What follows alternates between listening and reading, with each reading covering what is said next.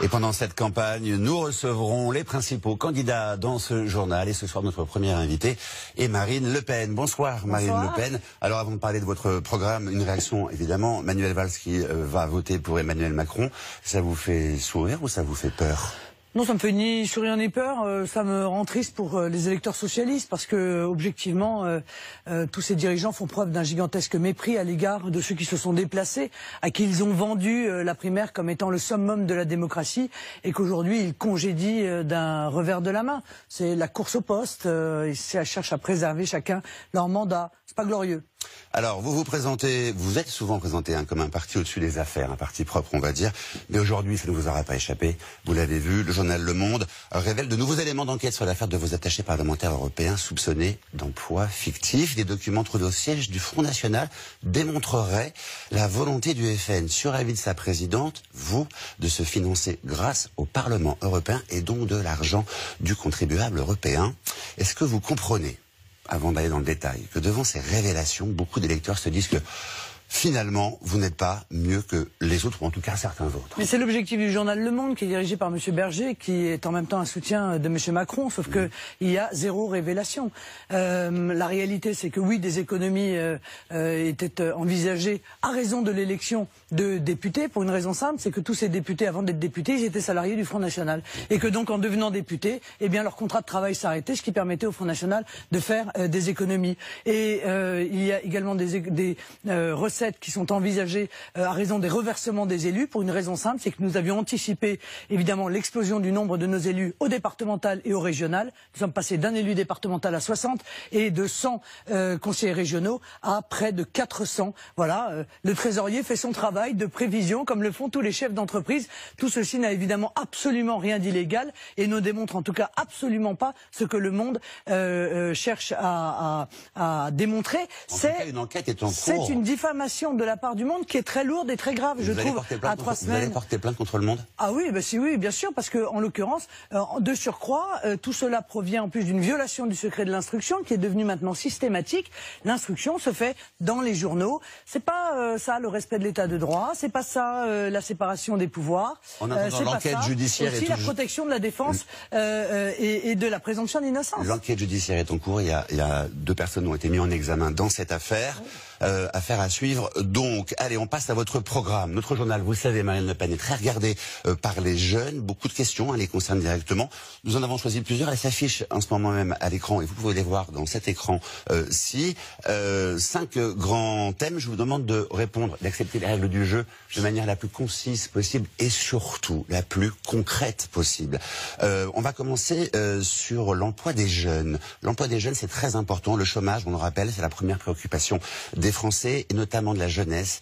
Plus d'un actif de moins de 25 ans sur 4 est aujourd'hui un chômeur. Si vous êtes élu, quelle sera votre première mesure pour aider les jeunes à trouver du travail ? Alors, la première mesure, c'est déjà de déclencher le premier emploi. Et c'est la raison pour laquelle je veux supprimer les charges pour les employeurs qui embaucheraient un jeune de moins de 21 ans et ce durant 2 ans. Pourquoi ? Parce que souvent les jeunes arrivent, vous le savez, et on leur dit référence exigée en quelque sorte, première expérience exigée et ils n'arrivent jamais à obtenir cette première expérience professionnelle et donc moi je veux qu'ils puissent avoir sur leur CV cette première expérience pour pouvoir après être embauchés par d'autres employeurs. Donc c'est une mesure concrète, immédiate. Jusqu'à 21 ans, mais à 22 ans et 23 ans on est encore jeune et là c'est un peu plus problématique, dénoncent certains. Oui, mais pour trouver encore une fois le premier emploi, c'est souvent les moins de 21 ans qui sont face à cette difficulté. Maintenant, il y a encore une fois d'autres mesures pour les jeunes créateurs d'entreprises qui ont souvent un problème pour se financer, pour financer le démarrage de leur société. Et là, je propose que 2% de l'assurance vie soit consacré au capital risque, aux start-up. C'est quand même 32 milliards qui est dégagé. C'est considérable pour eux. Voilà, il y a toute une série de mesures. Encore une fois, nous sommes dans le concret pour faire face aux difficultés qui sont les leurs. Mais pardon d'être obligé de dire la vérité, si nous ne changeons pas ce modèle économique fondé sur la concurrence internationale déloyale, sur le libre-échange total, qui permet la directive détachement des travailleurs, etc., on ne réglera pas généralement le problème du chômage. Donc, le message est passé, Marine Le Pen. On va passer à notre second thème. Le titre est un peu provocateur, mais votre programme économique est-il réaliste? Aujourd'hui, on l'a vu, le Brexit est enclenché au Royaume-Uni. Vous envisagez une sortie de l'euro après référendum, faut le préciser, oui. Et donc le retour à une monnaie nationale, oui. Franc, écu, on ne sait pas trop. Mais des gens qui votent pour vous, même des gens qui votent pour vous, ont peur de cette mesure, les épargnants notamment. Que répondez-vous très concrètement à celui qui vous dirait « Voilà, j'ai peur de voir mes économies fondre ». Mais ils n'ont aucun risque avec leur économie. Il faut arrêter avec ce projet peur. D'au moins 20% prédisent certains économistes. Les gens ont une épargne, ceux qui m'écoutent. Vous avez une épargne, d'accord?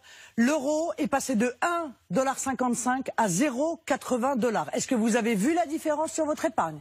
Est-ce que vous avez perdu la moitié de votre épargne ou gagné 50% ou le double de votre épargne? Non. La valeur de la monnaie, ça détermine notre capacité à vendre, surtout à l'exportation. Moi, ce que je veux avec une monnaie nationale, c'est partir à la conquête du monde. L'euro est un boulet. Tout le monde sait ce que j'en pense, oui, et sauf que ce que beaucoup de gens ne savent pas, c'est que j'irai négocier auprès de l'Union européenne, mais que ce sont les Français qui auront le dernier mot. Parce qu'en 2005, on leur a posé la question et on a trahi leur volonté. Donc, par référendum, ils décideront, ils auront les cartes en main et c'est eux qui décideront. On reste ensemble. Non, vous l'avez dit aussi, vous démissionnez. On est d'accord. Nous sommes bien d'accord. Et qu'est-ce que vous dites à ceux qui pensent que le coût de la vie va augmenter mécaniquement, qu'il va y avoir une inflation et que le pouvoir d'achat, il ne va pas être si simple que ça. Les produits de première nécessité peuvent augmenter. Encore une fois, s'il existe une augmentation, elle sera dérisoire parce qu'en réalité, les produits de première nécessité, ils ne viennent pas par les importations. Ça, c'est déjà la première chose. Pourtant, le beurre au Royaume-Uni, et c'est pas l'euro, mais c'est le Brexit, a déjà augmenté de 15%. Et ça, c'est... Non, c'est la monnaie qui a baissé de 15%. Oui, non, mais le prix du beurre aussi a augmenté de 15%. Oui, mais là, encore une fois, il faut avoir sa souveraineté aussi alimentaire. Donc, c'est toute une construction économique qu'il faut recréer pour avoir des industries, pour avoir une agriculture et pour pouvoir créer de l'emploi. Parce qu'il n'y a rien de pire que d'avoir un chômage de masse. C'est ça qui pèse sur les charges des entreprises. C'est ça qui pèse évidemment sur la vie quotidienne des Français. Et honnêtement, quel est le meilleur moyen de ne pas avoir de pouvoir d'achat? C'est d'être au chômage. Donc il faut recréer l'emploi dans notre pays. Et je ne vois pas comment on peut recréer l'emploi en restant dans une Union européenne qui nous interdit de nous protéger de tous les maux qui viennent effectivement de la mondialisation ça sera pour sauvage. Après. Je vais vous présenter un nouvel outil maintenant qu'on utilise sur notre site internet, il s'appelle Geyser. Et Geyser, il permet de suivre un discours politique et de voir qu'est-ce qui a intéressé le plus les internautes. Et à Lille dimanche dernier, les internautes ont été très intéressés par la partie économique de votre programme. 67% d'entre eux ont cliqué dessus et 40% ont cliqué sur les impôts, Marine Le Pen. Écoutez. Je ferai le choix pour tous les Français d'un impôt plus juste pour les ménages, en baissant de 10% les 3 premières tranches de l'impôt sur le revenu. 10% sur les 3 premières tranches des impôts en moins. On peut rajouter à ça la retraite à 60 ans, la baisse de 5% des tarifs du gaz et de l'électricité, la réduction aussi de la taxe d'habitation. Toutes ces promesses, Marine Le Pen, c'est pas un peu démago? Comment financiez-vous tous ces cadeaux? Non mais je les finance par des économies qui sont des économies faites sur les dépenses nocives de l'État, sur les 9 milliards que nous donnons à l'Union européenne chaque année et qui à fond perdu, sur la fraude sociale, 20 milliards, sur toutes les technologies nouvelles sur lesquelles je veux m'appuyer pour pouvoir faire des économies en matière de santé. La retraite, c'est 35 milliards. Ça coûte 35 milliards. Non, ça coûte 17 milliards. Ah, pendant un gros écart de chiffres, alors. Mais moi, je vais vous dire une chose. Oui. Si on arrive à recréer l'emploi dans notre pays, est-ce que vous savez ce que ça rapporte? 3 points de moins de chômage dans notre pays? Eh bien, pour le coup, effectivement, ça rapporte 25 milliards. Donc, le meilleur moyen de retrouver la voie d'un modèle social que je défends, je le défends, je l'assume, voilà, cela, parce que c'est l'argent des Français, et que cet argent des Français, il doit aller aux Français, et notamment aux plus modestes, aux plus en difficulté, aux jeunes qui ne s'en sortent pas, mais aussi aux personnes âgées qui ont une très basse retraite. Vous voyez, c'est ça, hein, c'est un cercle vicieux ou un cercle vertueux. D'accord, on n'a pas les mêmes chiffres, mais je vous ai entendu. Revenons à nos jeunes avec une proposition jamais très bien éclaircie. Jusqu'à maintenant, ça s'appelle la fac au mérite. Vous qui avez des enfants, c'est dans votre programme, hein, vous qui avez des enfants en âge d'étudier, vous leur dites quoi? On va faire le tri après le bac. La fac au mérite, c'est quoi? On va faire un vrai bac.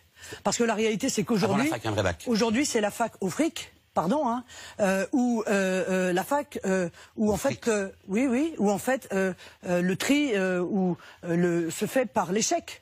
C'est-à-dire qu'on attend, on laisse les étudiants rester 1 an, redoubler la première année, puis la deuxième année, redoubler la deuxième année, etc. Moi, je pense qu'il faut revaloriser le baccalauréat, voilà. Et il faut surtout développer les filières professionnelles. Parce qu'aujourd'hui, les filières professionnelles sont dévalorisées. Ça fait des années que c'est comme ça. Or, il y a des tas, encore une fois, de jeunes qui vont à la faculté parce qu'ils n'ont pas eu d'autres propositions que celle-là. Et on se retrouve avec des jeunes qui... Donc, très clairement, vous allez d'abord commencer par augmenter le niveau du bac, qui sont dans des facs qui sont augmenter le niveau du bac. Qui sont dans des facs qui sont surchargés et qui n'arrivent pas à sortir avec un vrai diplôme qui leur permette d'entrer dans le monde du travail. Ça, c'est un système qui a échoué. Allez, dernier thème, presque dernier thème. Quel avenir pour les étrangers? C'est le slogan de votre programme. Vous souhaitez inscrire dans la Constitution la priorité nationale. Il y a en France 4 millions d'étrangers qui vivent légalement sur leur territoire. Marine Le Pen, quel est leur avenir? Leur avenir, s'ils respectent la loi, s'ils ont un contrat de travail, il n'y a absolument aucun problème pour eux. Mais c'est vrai vous allez augmenter le contrat de travail. Mais c'est vrai, oui. Une taxe. Oui, je vais taxer effectivement les contrats des travailleurs étrangers parce que je pense que les Français ont le droit de pouvoir trouver prioritairement un emploi. C'est pas confiscatoire pour vous, ça vous paraît juste ça? Un emploi dans leur propre pays. tous les mois. Mais oui, mais c'est pas ce sont les entreprises qui vont payer ça. Et cette recette, elle va aller à l'indemnisation du chômage. Parce qu'encore une fois, si des entreprises ont besoin d'aller chercher un travailleur étranger, c'est qu'il a sûrement des qualités qui sont considérables. Et bien à ce moment-là, l'entreprise acceptera de payer un peu plus cher. Mais sinon, les entreprises en France doivent faire travailler les Français. Voilà, c'est ça. Les Français d'abord.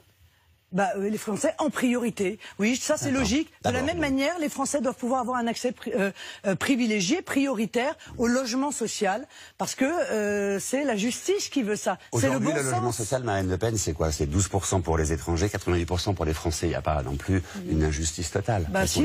Les derniers chiffres. 88% sont donnés à des Français, 12% à des étrangers. Mais oui, d'accord, mais il y a 12% d'étrangers, sauf que les étrangers, c'est 6% dans notre pays. Donc à un moment donné, ça prouve qu'il y a donc un accès prioritaire pour les étrangers au logement social. Et ça, je trouve ça injuste. En tout cas, ils sont acquis aux Français pour le plus grand nombre. On va passer à un autre thème. Pardonnez-moi, ça va très vite.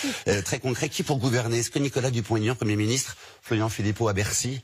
Qui aux affaires étrangères? Les Français à 25 jours du premier tour aimeraient bien avoir des noms, Marine Le Pen. Non, mais ils n'auront pas de nom, mais personne ne leur donnera de nom d'ailleurs. Car moi, je suis en train de construire une majorité présidentielle. Ouais. Donc des gens vont me rejoindre. Ils vont me rejoindre avant le premier tour, entre les deux tours, après le second tour. Ouais. Et c'est avec cette majorité, sur une base d'une politique de défense qui va vous rallier, des Français, Marine Le Pen, qui va vous rallier. De patriote, une politique patriote. Henri Guénaud, par exemple. Mais je le souhaite. Vous allez donner votre... Mais écoutez, je souhaite que tous les patriotes, qu'ils viennent de droite ou qu'ils viennent de gauche, me rejoignent, parce qu'en face de moi, je vais avoir un candidat qui est le candidat du mondialisme décomplexé, de la dérégulation, du laisser-faire, du laisser-aller, du laisser-passer, de l'ouverture totale des frontières, de l'immigration massive.